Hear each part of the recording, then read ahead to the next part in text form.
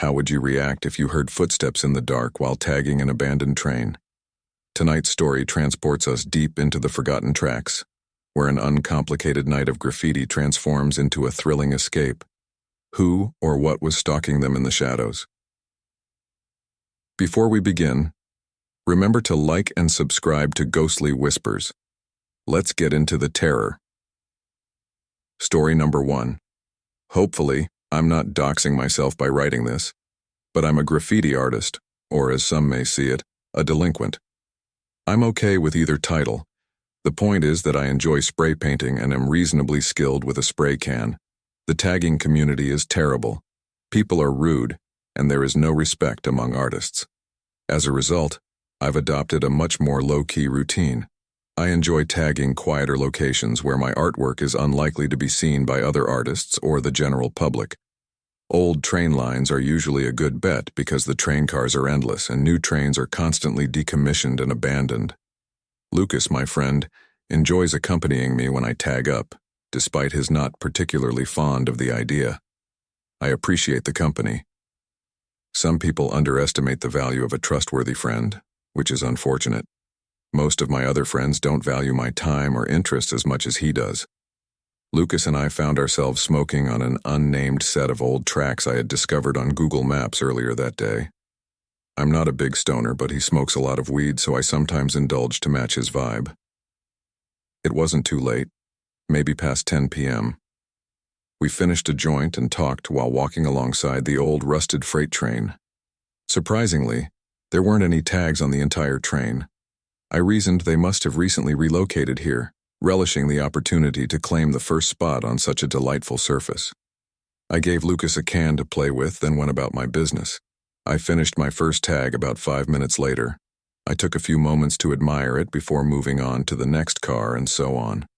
About 15 minutes and 2 paint cans later, I had 3 decent tags up next to each other, and I was pretty pleased with how they looked together.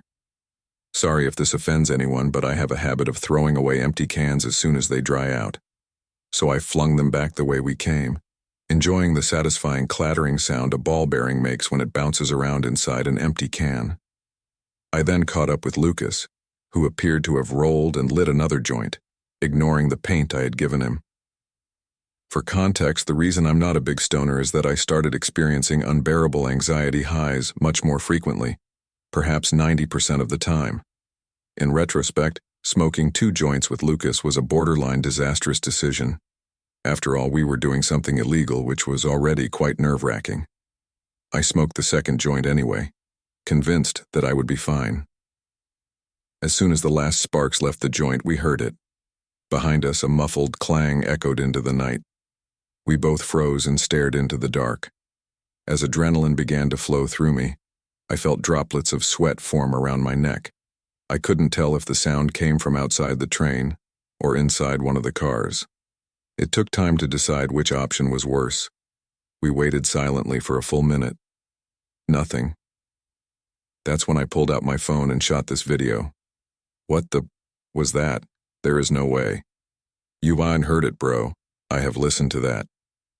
According to the video, whoever made that noise grabbed one of my empty paint cans and threw it at us before chasing and shouting at us. You can't see the paint can in the video, but that was the first sound I heard.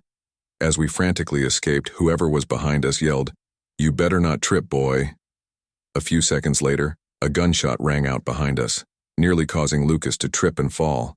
It startled me so much that my finger slipped off the Snapchat record button, causing the video to cut out. We bolted down the tracks until they intersected with a main road, then continued running until we were safely away. I don't think I've ever been so terrified in my life. It didn't help that I was completely stoned. My hands were actually shaking. Lucas's were similar. We returned to the car and drove home silently. What was I supposed to do? Contact the police? I was literally breaking the law. It was not an option. The story does not end there, though.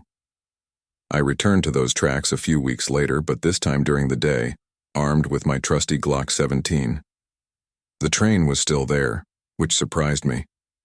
Regardless, there was a noticeable difference this time. The 3 places where my tags had previously been were now covered in ugly blotches of red paint, Someone had purposefully covered my work. Quietly, I continued my investigation, eventually arriving at a train car with its door open. I looked inside, and it was strange. The train car was completely empty, except for a chair in the center and what appeared to be ropes and chains scattered throughout. Some of the ropes were wrapped around the chair's legs, while others were just lying on the floor. The smell, however, was the weirdest part. The entire vehicle smelled like bleach. If you closed your eyes, you might have thought you were in a cleaning supply closet. The smell, however, could not be overstated. It smelled like the entire train car had been doused in bleach. When I thought I heard a metal clang somewhere along the train, I went to photograph the scene. I could have imagined it, but I was not going to take any chances. That was enough for me. I was out of there as fast as I had arrived. I've told this story to so many people, and none of them have been able to rationalize the psycho's actions. I doubt a homeless person could get their hands on a gun, but I don't understand why anyone other than a homeless person would react so violently. It's also unclear why they decided to conceal my tags. The chair in the middle of the train car was, in my opinion, the most disturbing aspect of the entire incident. I really want to go back to those tracks and photograph what I saw, but I haven't worked up the courage to do so. I'm not sure if whoever was there that night was really shooting to kill us or just trying to scare us, but sometimes late at night when it's just me and my thoughts, I can still hear that shot ringing in my ears. Story number 2. I am correct. It is early July. This story took place at the start of summer. I usually stay in my college town or travel to Europe in the summer to avoid going home, but that wasn't an option this time. At the start of the summer, I was reluctant to return home. I only needed to get through 1 week before flying to Germany.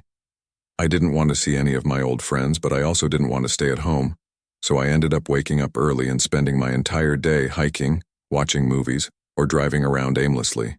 My last day at home. My tedious job made me want something more exciting. My friends and I used to go train hopping, which was one of many unruly activities that I have since eliminated from my life. What the hell, I decided, and I drove to a secluded set of tracks with which I was familiar. Freight trains were constantly passing through here, so I knew there would be plenty of options. The tracks were surrounded by trees and various flora, which was one of the reasons I chose them. The last thing I needed was to be caught doing something illegal after being clean for so long. I parked my car and made my way to the tracks. Let me describe the layout so you can understand it. This specific set of tracks traveled through the trees before entering a tunnel. There was a small clearing on the other side of the tunnel, followed by a massive bridge across the water. My friends and I used to train across the bridge, but since it was just me, I had to find a way of returning to my car if I felt like walking 10 miles. So I decided to take the train through the tunnel, then get off and walk back to my car. I walked down the tracks, waiting for a train to pass. It was between 2 and 3 p.m. After about 10 minutes of walking, I began to feel the familiar vibration in the rails. I dashed to the side and tried to remain out of sight. Usually, freight train conductors need to care more to report people walking along the tracks, but I didn't want to take any chances. The train passed, and I waited for several cars to pass before emerging from my hiding place. I chose an easily accessible vehicle and began jogging alongside the train, as I had done 100 times before. When I felt confident enough, I swung myself up the ladder. It was pretty simple. The train was not moving very fast. As my train approached the tunnel, I noticed a strange flash of light ahead. I assumed it was a train spark or something, but to be honest, I'd never seen anything like it. I hoped there wasn't an errant wire or anything dangerous in the tunnel, but it was too late to get out. The train began to accelerate because the tunnel was perfectly straight, and I closed my eyes as the adrenaline rush kicked in. I felt a hand reach out of the darkness and grab my leg. I lost my footing and almost fell, but my hands were firmly gripping the train. I screamed and kicked, but the train passed before I could contact anything. Before I could process what had just happened, I felt another hand slap my leg. I screamed again before scrambling up the ladder, hopefully out of reach. My heart was racing. What the hell just happened? When the train exited the tunnel, I hopped off without thinking. I waited for the train to pass entirely and watched it chug across the bridge. I recall pacing back and forth in the small clearing, reflecting on what had just happened. So, were there people in the tunnel? And what are they doing there? Why in the hell would they try to bring me down? This was all going through my head when I realized the tunnel was the only way back to my car. There was no hope in hell. I was walking back through that tunnel with those people inside, especially since they'd be able to see my silhouette while I was walking through the darkness. I sat on the ground for what seemed like an eternity. There were no other choices. I couldn't cross the bridge without endangering my life. A train could pass at any time and the bridge was too long. I considered calling for help, but I wasn't sure what they could do. The police were not an option. I was breaking the law by simply being here. I had no choice. I picked up a rock and began making my way through the tunnel. There were 2 people in there, I knew for sure, but there could have been more. I had absolutely no idea. When I got about halfway to feeling the second set of hands, I heard a faint click somewhere in the tunnel. It sounded like a human clicking their tongue, but it could have been generated by a machine. It was tough to tell. I froze and realized that continuing to walk through this tunnel meant death. I felt a surge of confidence and pulled out my phone.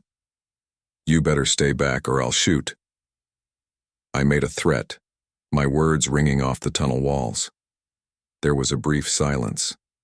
The clicking stopped as quickly as it had started. I was obviously lying about having a gun, but I figured it was better to bluff than walk silently. I then searched YouTube for a video of a gunshot sound effect, turned up the volume on my phone, and began playing it.